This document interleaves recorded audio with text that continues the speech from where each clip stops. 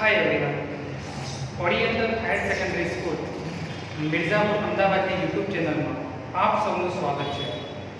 વિદ્યાર્થી મિત્રો, આજે આપણે ધોરણ 12 વિષય અર્થશાસ્ત્રની અંદર ચેપ્ટર નંબર 1 અર્થશાસ્ત્રમાં આલેખ વિશે આપણે અભ્યાસ કરીશું। મિત્રો, અગાઉના વિડિયોની અંદર આપણે જોઈ ગયા કે અર્થશાસ્ત્રના અભ્યાસમાં ટેકનોલોજીના ઉપયોગો, એની અંદર સૌથી પહેલો જે ઉપયોગ હતો એ કમ્પ્યુટર ટેકનોલોજીનો ઉપયોગ, એના વિશે તો આપણે અગાઉ જોઈ ગયા છીએ। પરંતુ આજે આપણે નવા બે ટોપિક છે, એક છે ઇન્ટરનેટ ટેકનોલોજી અને બીજું છે સીડી કોમ્પેક્ટ ડિસ્ક વિશે આપણે ભણવાનું છે।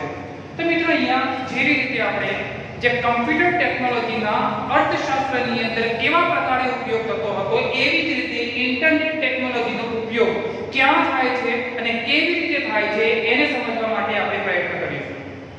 તો અહીંયા જોઈએ ઇન્ટરનેટ ટેકનોલોજી। મિત્રો, અહીંયા ઇન્ટરનેટ એના ઉપયોગો, એમાં સૌથી પહેલા છે ટ્યુટોરિયલ। સમજો ટ્યુટોરિયલ તો આ શું છે? ઇન્ટરનેટના ભાગરૂપે અર્થશાસ્ત્રની અંદર આનો ઉપયોગ કેવી રીતે કરવામાં આવે છે? તો મિત્રો, જે ટ્યુટોરિયલ છે આપણે અગાઉ જોઈ ગયા કમ્પ્યુટરના ઉપયોગની અંદર, તો ઇકોનોમિક્સને લગતી જે સ્લાઇડો માઇક્રોસોફ્ટ પાવરપોઈન્ટ ની અંદર જે તૈયાર કરવામાં આવે છે, અભ્યાસ અર્થે જે તૈયાર કરવામાં આવે છે, અને આ જે પીપીટી છે અથવા જે પણ અર્થશાસ્ત્રને લગતી માહિતી છે, આ માહિતીને આપણે ઓપન એસએસ લિંકમાં જ્યારે મૂકીએ અથવા કોઈ અન્ય નિષ્ણાતો ઓપન એસએસ લિંકમાં મૂકે છે અને કોઈ વિદ્યાર્થીઓ અથવા અન્ય લોકો ઓપન એસએસ લિંક દ્વારા એ જે પીપીટી છે અથવા અન્ય અર્થશાસ્ત્રને લગતી જે માહિતી છે એ જોવે છે, ત્યારે આપણે કહી શકીએ કે ટ્યુટોરિયલ। મિત્રો, સમજો ટ્યુટોરિયલ ખ્યાલ આવી ગયો હશે કે ટ્યુટોરિયલ શું છે? તો ટ્યુટોરિયલ એ કમ્પ્યુટર દ્વારા તૈયાર કરવામાં આવેલી જે માહિતી છે, પીપીટી છે, એને જ્યારે ઓપન એસએસ લિંક ની અંદર મૂકવામાં આવે છે અને એ લિંક દ્વારા અન્ય લોકો ઓપન કરી જે માહિતી મૂકવામાં આવી છે એ માહિતીને જોઈ શકે છે, જેને ટ્યુટોરિયલ તરીકે ઓળખવામાં આવે છે। તો ઇન્ટરનેટનો સૌથી પહેલો ઉપયોગ છે ટ્યુટોરિયલ। તમને ખ્યાલ આવી ગયો હશે। ત્યાર પછી બીજા નંબરે છે મિત્રો ત્વરિત, એટલે કે તત્કાલ શિક્ષણ કે જાણકારી મેળવવા માટે। અહીંયા જુઓ કે અર્થશાસ્ત્રની લગતી કોઈ માહિતી ત્વરિત શિક્ષણ કે જાણકારી મેળવવી છે, તો મિત્રો આપણે ઇન્ટરનેટ ટેકનોલોજીના માધ્યમથી આપણે માહિતી મેળવી શકીએ છીએ। દાખલા તરીકે એક ઉદાહરણ આપીને સમજાવું છું કે કોઈ અર્થશાસ્ત્રના જે નિષ્ણાતો છે એ જે પ્રકારની માહિતી મૂકે છે, એમના જે ભાષણો હોય છે, તો એ ભાષણો જે માહિતી આપણે તત્કાલ જોવી છે, તત્કાલ તેનો અભ્યાસ કરવો છે, શિક્ષણની અંદર એનો ઉપયોગમાં લેવો છે, તો એના માટે ઇન્ટરનેટ હોવું જરૂરી છે। મિત્રો, અહીંયા અગાઉના વિડિયોની અંદર આપણે જોઈ ગયા કે કમ્પ્યુટર દ્વારા આપણે આ માહિતી જોઈ શકીએ છીએ, મેળવી શકીએ છીએ। તો કમ્પ્યુટર તો જોઈએ, સાથે સાથે ઇન્ટરનેટ પણ અથવા કમ્પ્યુટર સાથે અથવા મોબાઈલ સાથે ઇન્ટરનેટનું કનેક્શન પણ હોવું જરૂરી છે મિત્રો। તો અહીંયા તત્કાલ શિક્ષણ કે જાણકારી મેળવવા માટે મિત્રો અહીંયા ઇન્ટરનેટ હોવું જરૂરી છે, પરંતુ માધ્યમ શું છે? કયા માધ્યમ દ્વારા? મોબાઈલ છે, કમ્પ્યુટર છે, લેપટોપ, તો આ જે બાબતો છે એની સાથે ઇન્ટરનેટ કનેક્શન હોવું જોઈએ, તો જ આપણે આ શિક્ષણ કે જાણકારી મેળવી શકતા હોઈએ છીએ। તો અહીંયા તમે સમજી ગયા હશો કે અર્થશાસ્ત્રને લગતી અથવા અન્ય કોઈ પણ માહિતી છે અથવા અન્ય કોઈ પણ શિક્ષણ છે એ આપણે ઇન્ટરનેટના માધ્યમ દ્વારા મેળવી શકતા હોઈએ છીએ। ત્રીજા નંબરે છે વાંચવા લાયક સામગ્રી। મિત્રો, અહીંયા શબ્દ ઉપરથી તમને ખ્યાલ આવી ગયો હશે કે ઇન્ટરનેટના માધ્યમ દ્વારા જે પણ વાંચવા લાયક સામગ્રી છે એને આપણે જોઈ શકીએ છીએ, ડાઉનલોડ કરી શકીએ છીએ અને તેનો સંગ્રહ પણ કરી શકતા હોઈએ છીએ કમ્પ્યુટર, લેપટોપ કે મોબાઈલની અંદર। તો વાંચવા લાયક સામગ્રી કઈ હોઈ શકે? તો મિત્રો, અહીંયા જુઓ કે અર્થશાસ્ત્રના અભ્યાસની અંદર ઘણા બધા અર્થશાસ્ત્રના પુસ્તકો છે, તે ઉપરાંત ઘણા બધા સાહિત્ય સંદર્ભના પુસ્તકો છે, તે ઉપરાંત બીજા કેટલાય પુસ્તકો છે। એ પુસ્તકોને આપણે આપણા મોબાઈલની અંદર, આપણા લેપટોપની અંદર સેવ કરી શકીએ છીએ, પણ લેપટોપ કે મોબાઈલની અંદર જ્યારે સેવ કરવું હોય, પીડીએફ સેવ કરવી હોય, તો મિત્રો ઇન્ટરનેટ કનેક્શન હોવું જરૂરી છે, ત્યારે આપણે આ વાંચવાલાયક સામગ્રીને એકત્ર કરી શકીએ છીએ અથવા ઓનલાઈન જોઈ શકીએ છીએ। તો કોઈ પણ વાંચવાલાયક સામગ્રી હોય તેને સમજવી છે, અભ્યાસ કરવો છે, સેવ કરવી છે, તો એના માટે મિત્રો ઇન્ટરનેટ હોવું જરૂરી છે, ઇન્ટરનેટ ટેકનોલોજી હોવી જરૂરી છે। ત્યાર પછી જે વિવિધ માહિતી મેળવવા, દુનિયાની કોઈ પણ માહિતી મેળવવી હોય મિત્રો, તો ઇન્ટરનેટ હોવું જરૂરી છે.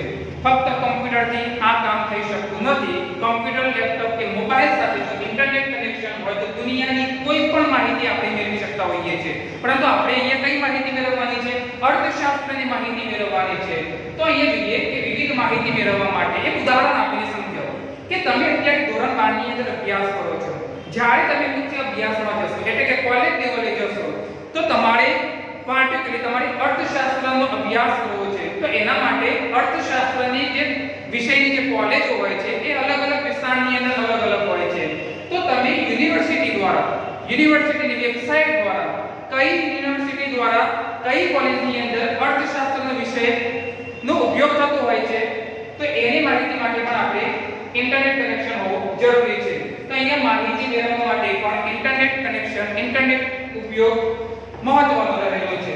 અહીંયા વિવિધ માહિતીની અંદર ફક્ત યુનિવર્સિટીની જ માહિતી મેળવી શકાય છે અથવા કોલેજની જ માહિતી મેળવી શકાય છે એટલું નથી હોતું, પણ દુનિયાની કોઈ પણ માહિતી, અહીંયા ભારતની જ માહિતી નહીં પણ દુનિયાની કોઈ પણ માહિતી તમે અહીંયા મેળવી શકતા હોય છો વિવિધ માહિતી મેળવવાના ટોપિકની અંદર.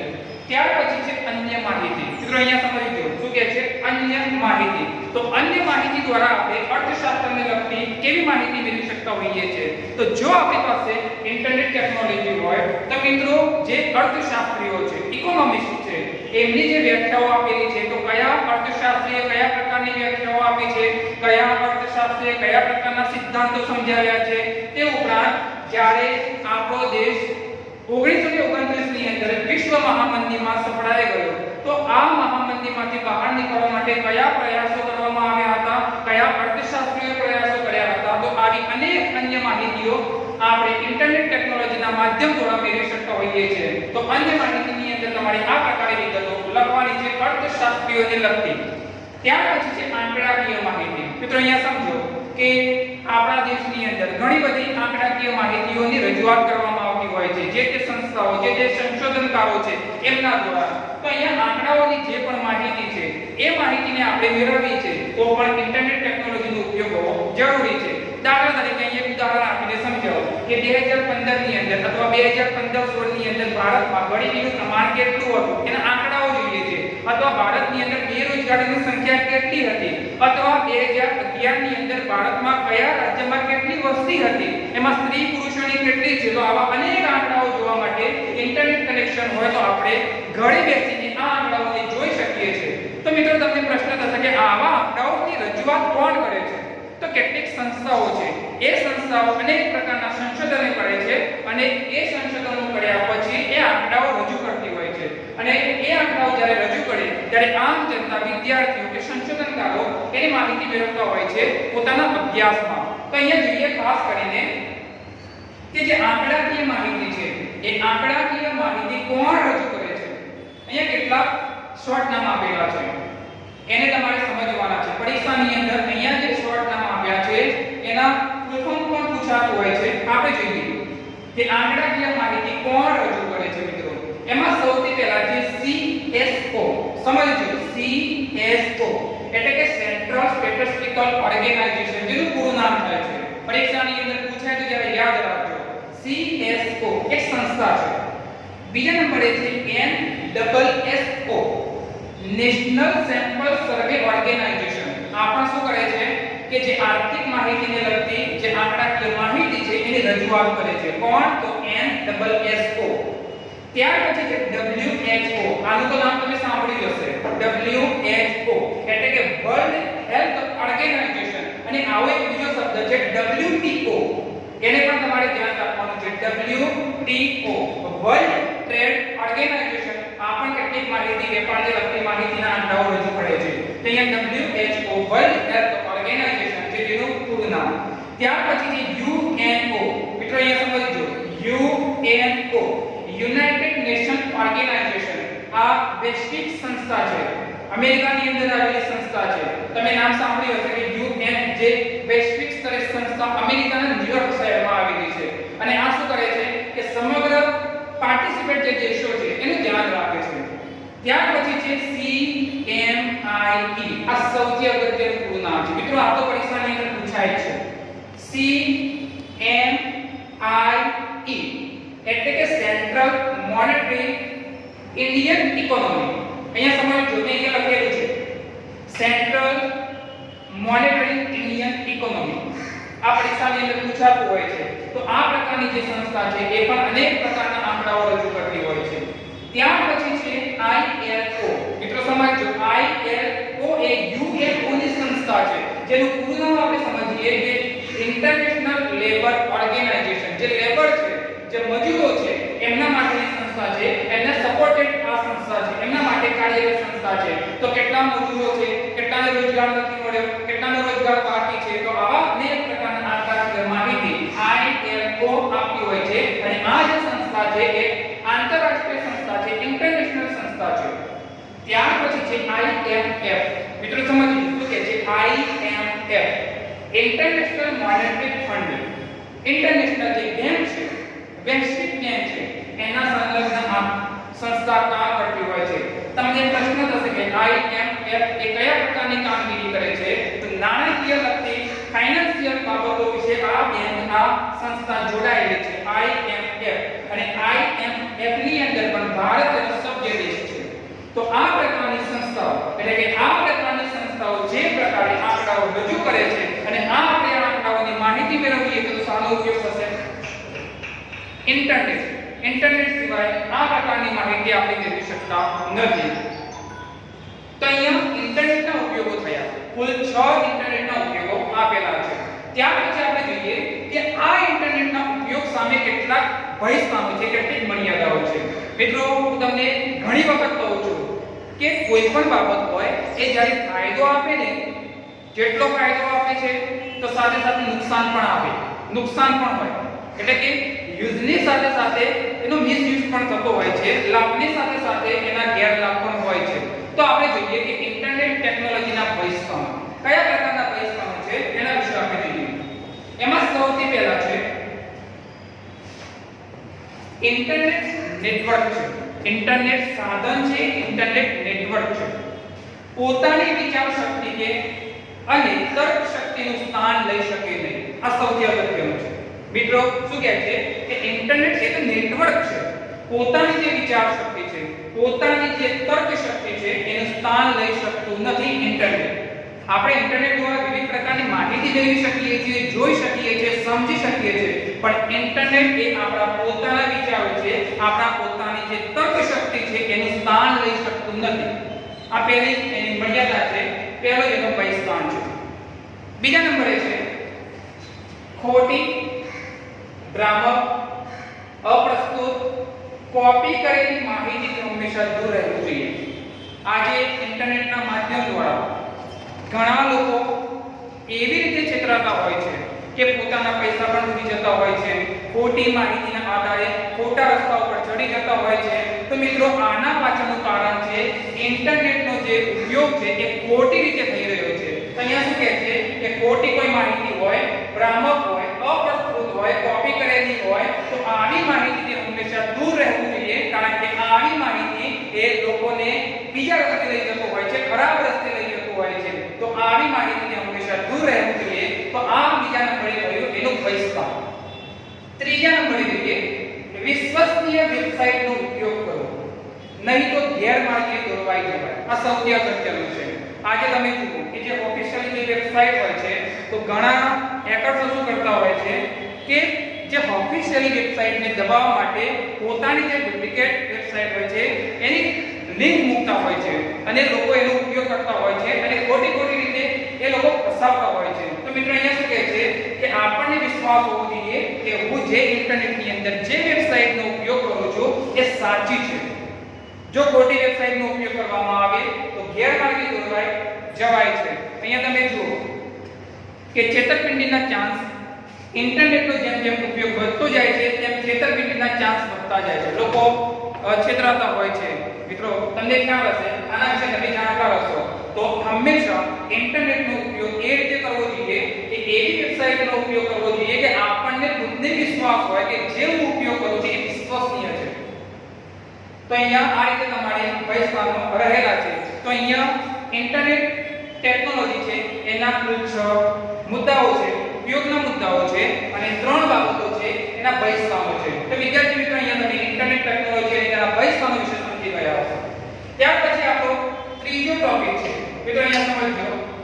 બીજો ટોપિક છે સીડી એટલે કે કોમ્પેક્ટ ડિસ્ક. આના વિશે તમે સાંભળ્યું હશે સીડી. તો સીડી શું છે, તેનો ઉપયોગ કોણ કરે છે, કેવી રીતે કરવો, એના વિશે આપણે માહિતી મેળવવાની છે. તો અહીંયા સીડી કોમ્પેક્ટ ડિસ્ક એના વિશે આપણે જોઈએ સૌથી પહેલા ઉપયોગો. તો સીડી ના ઉપયોગો શું થાય છે? તો સીડી ના ઉપયોગોની અંદર સૌથી પહેલા છે આંકડાકીય માહિતીનો અહેવાલ તૈયાર કરી તેના સંગ્રહ માટે. અહીંયા એક વસ્તુને સમજો. માહિતીનો અહેવાલ તૈયાર કરી, જે માહિતી છે એનો અહેવાલ તૈયાર કરી અને આ અહેવાલને સાચવવા માટે સીડી ની અંદર સંગ્રહ કરવા માટે સીડી નો ઉપયોગ થતો હોય છે. તમને પ્રશ્ન થશે કે અહેવાલ કોણ તૈયાર કરે? તો અહેવાલ છે એ પ્રયોગશાળાઓ તૈયાર કરતી હોય છે, સંશોધન કેન્દ્રો હોય છે એ તૈયાર કરતી હોય છે, ઘણી સરકારી સંસ્થાઓ હોય છે. તો આવા અનેક પ્રકારના આંકડાકીય અથવા અન્ય માહિતીના અહેવાલો તૈયાર કરી અને જે અહેવાલ તૈયાર થાય છે તો એના સંગ્રહ માટે હંમેશા સીડી નો ઉપયોગ કરતા હોય છે. મિત્રો સમજજો. તો પહેલો જ ઉપયોગ છે કે આંકડાકીય માહિતીનો અહેવાલ તૈયાર કરી. કોણ તૈયાર કરે છે? તો પ્રયોગશાળાઓ તૈયાર કરે છે, સંશોધન કેન્દ્રો તૈયાર કરે છે, સરકારી સંસ્થાઓ તૈયાર કરે છે. તો આવી સંસ્થાઓ જ્યારે માહિતીનો અહેવાલ તૈયાર કરી તો એના સંગ્રહ માટે હંમેશા સીડી નો ઉપયોગ થતો હોય છે. આપણે એનો ઉપયોગ કર્યો, એનું મહત્વ કર્યું. બીજા નંબરે છે અભ્યાસ તેમજ સંશોધન માટે. સૌથી અગત્યનું છે અભ્યાસ. મિત્રો આપણે કોઈ પણ અભ્યાસ કરવો હોય તો અભ્યાસ કરવો હોય તો પણ સીડી નો આપણે ઉપયોગ કરી શકતા હોઈએ છીએ, અથવા સંશોધન કરવું હોય તો પણ સીડી નો ઉપયોગ કરી શકતા હોઈએ છીએ. તો તમને પ્રશ્ન થશે કે કયા પ્રકારનો અભ્યાસ કરવો છે? તો મિત્રો હું તમને સમજાવું કે તમારે રાષ્ટ્રીય આવકનો અભ્યાસ કરવો છે કે 2018 ની અંદર કેટલી રાષ્ટ્રીય આવક થઈ, એમાં ઉદ્યોગ ક્ષેત્રની કેટલી થઈ, સેવા ક્ષેત્રની કેટલી થઈ, અથવા કૃષિ ક્ષેત્રની કેટલી થઈ. બરાબર છે? તો જે રાષ્ટ્રીય આવક છે એનો જો અભ્યાસ કરવો હોય તો રાષ્ટ્રીય આવકની સીડી તૈયાર થતી હોય છે. તો આ સીડીની ખરીદી કરવી પડતી હોય છે અને એ સીડી દ્વારા આપણે અભ્યાસ કરી શકતા હોઈએ છીએ. બીજા નંબરે જોઈએ કે વસ્તી. કે જ્યારે આપણો દેશ આઝાદ થયો ત્યારથી લઈ છેલ્લી ગણતરી એટલે કે 2011 ની અંદર જે વસ્તી ગણતરી થઈ એનો આપણે અભ્યાસ કરવો છે. તો મિત્રો એના અભ્યાસ માટે પણ બજારની અંદર સીડી ઉપલબ્ધ હોય છે, એની ખરીદી કરવી પડતી હોય છે અને એ સીડીના આધારે આપણે અભ્યાસ કરી શકતા હોઈએ છીએ. તો અભ્યાસ કરવો હોય, ચાહે વસ્તીનો અભ્યાસ કરવો હોય, રાષ્ટ્રીય આવકનો અભ્યાસ કરવો હોય, અંદાજપત્રનો અભ્યાસ કરવો હોય, ગરીબીનો અભ્યાસ કરવો હોય કે કૃષિ ક્ષેત્રનો અભ્યાસ કરવો હોય, અહીંયા ગમે તે અર્થશાસ્ત્રનો તમારે અભ્યાસ કરવો હોય તો બજારની અંદર સીડી ઉપલબ્ધ હોય છે. એ સીડીને પરચેઝ કરી ખરીદી તમે અભ્યાસ કરી શકો છો. સાથે સાથે જે નિષ્ણાંતો હોય છે અથવા જે પ્રયોગશાળાઓ હોય છે અથવા જે પણ બાબતને એ ઉપર જો સંશોધન કરવું હોય તો સંશોધન પણ કરી શકે છે. તો બીજા નંબરનો જે ઉપયોગ થયો સીડીનો અભ્યાસ અને સંશોધન માટે. તો મિત્રો અહીંયા તમે સમજી ગયા હશો કે સીડીનો ઉપયોગ શું હોય છે. આ ઉપરાંત ઘણા બધા ઉપયોગો હોય છે, તમે સમજી વિચારીને પરીક્ષામાં લખી શકો છો. ત્યાર પછી સીડીના ઉપયોગ સામે કેટલાક બહિષ્કારો છે. તો એ બહિષ્કારોને આપણે સમજીએ. તો આ બહિષ્કારોમાં સૌથી પહેલા છે કે સીડીની અંદર અનેક આંકડાઓમાંથી જરૂરી આંકડાઓ શોધવાનું મુશ્કેલ કાર્ય બનતું હોય છે. અહીંયા હું તમને માહિતી આપીને સમજાવું કે વસ્તી ગણતરી. હવે વસ્તી ગણતરી પાર્ટિક્યુલર આપણે જોવા જઈએ કે આપણા દેશની અંદર વસ્તી કેટલી છે. દેશની અંદર તો વસ્તીના આંકડા મળી ગયા, પણ કયા રાજ્યમાં કેટલી વસ્તી છે એ તો આંકડા મળી ગયા. દરેક રાજ્યની અંદર એના જિલ્લાઓ હોય છે, તો એની અંદર વસ્તી કેટલી હોય છે, જિલ્લાઓની અંદર તાલુકાઓ હોય છે, શહેર હોય છે, ગામ હોય છે. તો આવા અનેક પ્રકારના આંકડાઓ હોય છે. તો આ અનેક આંકડાઓમાંથી જરૂરી આંકડાઓ આપણે મેળવવા છે તો આ મુશ્કેલ છે. મિત્રો સમજજો શું કહે છે કે અનેક આંકડાઓમાંથી આપણે જેટલી માહિતી છે એ માહિતી મેળવવી હોય અથવા થોડી જ માહિતી મેળવવી છે તો આને જે શોધવાનું કાર્ય છે ને એ સૌથી મુશ્કેલ કાર્ય છે. તો સીડીનો પહેલો જ બહિષ્કાર છે કે અનેક આંકડાઓમાંથી જરૂરી માહિતી આપણે જોઈતી હોય એ માહિતી મેળવવી હોય એ શોધવાનું કામ કેવું છે, મુશ્કેલ રૂપ છે. તો અહીંયા પહેલું સીડીની બહિષ્કાર થયો. બીજા નંબરે છે કે સોફ્ટવેરના ઉપયોગ માટે જાણકાર જરૂરી બને છે. મિત્રો અહીંયા તમે જુઓ કે કેમ સોફ્ટવેર, એ સોફ્ટવેરનો શબ્દ આવે છે. તો જરા સોફ્ટવેરના જાણકાર પણ હોવું જરૂરી બને છે. એક ઉદાહરણ આપીને સમજો કે માની લો કે તમારે સીડીનો ઉપયોગ કરવો છે. તમારી પાસે સીડી પણ છે એટલે કે બ્લેન્ક સીડી છે. મિત્રો સમજો, જેવી છે બ્લેન્ક સીડી છે, તમારી પાસે પીપીટી તૈયાર છે, માઇક્રોસોફ્ટ પાવરપોઈન્ટ ની અંદર તમે અર્થશાસ્ત્રને લગતી જે સ્લાઇડો છે, માહિતી છે તમે એકત્ર કરી છે, પરંતુ આ માહિતીને તમે શામાં કન્વર્ટ કરવા માંગો છો, સીડી ની અંદર કન્વર્ટ કરવા માંગો છો, તો તમારી પાસે સીડી કેવી રીતે કન્વર્ટ કરી શકાય અથવા આપેલ માહિતીને સીડી ની અંદર કેવી રીતે કન્વર્ટ કરી શકાય, જો તમે એના જાણકાર નથી તો મિત્રો સીડી નો ઉપયોગ કરી શકાતો નથી. કારણ કે તમને સીડી નો ઉપયોગ કેવી રીતે કરવો, એની અંદર કેવી માહિતીનો સંગ્રહ કરવો, એના માટે કેવા પ્રકારની જ્ઞાનની જરૂર છે, તો આવા પ્રકારની જો જાણકારી આપણી પાસે નહીં હોય તો આપણે સીડી નો ઉપયોગ કરી શકતા નથી. અહીંયા તો આ માહિતી સંગ્રહ કરવાની વાત કરી. એક બીજું ઉદાહરણ આપીને સમજાવો કે તમારી પાસે વસ્તી ગણતરીની એક સીડી આવી ગઈ છે. સીડી તો આવી ગઈ છે, તમારી પાસે સીડી છે, તમારી પાસે ઇન્ટરનેટ છે, તમારી પાસે લેપટોપ પણ છે, પણ આ સીડીને કેવી રીતે ચલાવવી એની જાણકારી તમારી પાસે નથી, તો પણ આપણે સીડીનો ઉપયોગ કરી શકતા નથી. સ્વાભાવિક છે, આપણી પાસે ઉપલબ્ધ સાધનો બધા છે. સીડી છે, સીડીની અંદર જે ડેટા છે, વસ્તી ગણતરીનો કે ડેટા પણ છે, કમ્પ્યુટર પણ છે, બધું છે, પણ આપણી પાસે શું નથી? જાણકારી નથી. શું નથી? જાણકારી નથી. તો આપણે સીડીનો ઉપયોગ કરી શકતા નથી. તો આ બીજા નંબરનું બહિષ્કાર થયું. તમે અહીંયા સમજી ગયા હશો કે સીડીના ઉપયોગ સામે આ પ્રકારના બહિષ્કારો રહેલા છે. તો વિદ્યાર્થી મિત્રો, આપણે આજના વિડિયોની અંદર બે બાબતો હતી. એક છે ઇન્ટરનેટ ટેકનોલોજી અને ત્રીજા નંબરે હતી સીડી કોમ્પેક્ટ ડિસ્ક વિશે આપણે માહિતી જોઈ અને સમજી ગયા હશો. પરંતુ અહીંયા જે પ્રકારની મેં માહિતી સમજાવી છે એને તમારે તૈયાર કરવાની છે. બોર્ડ વર્ક કર્યું છે એ તમારે ઇકોનોમિક્સના ચોપડાની અંદર લખવાનું છે, સમજવાનું છે અને પરીક્ષા લક્ષી જે પણ મુદ્દાઓ છે એને પણ તૈયાર કરવાના છે. એટલું જ નહીં, પરંતુ અહીંયા આપણા આ ટોપિકની અંદર કેટલાક શોર્ટ નામ આવ્યા છે, એના ફૂલ ફોર્મ પણ તમારે તૈયાર કરવાના છે, સમજવાના છે. તો વિદ્યાર્થી મિત્રો, જો તમને અમારો આ વિડિયો પસંદ આવ્યો હોય તો લાઈક કરો, શેર કરો અને સબસ્ક્રાઇબ કરો, જેથી આવનારા નવા વિડિયોઝને તમે જોઈ શકો. Thank you.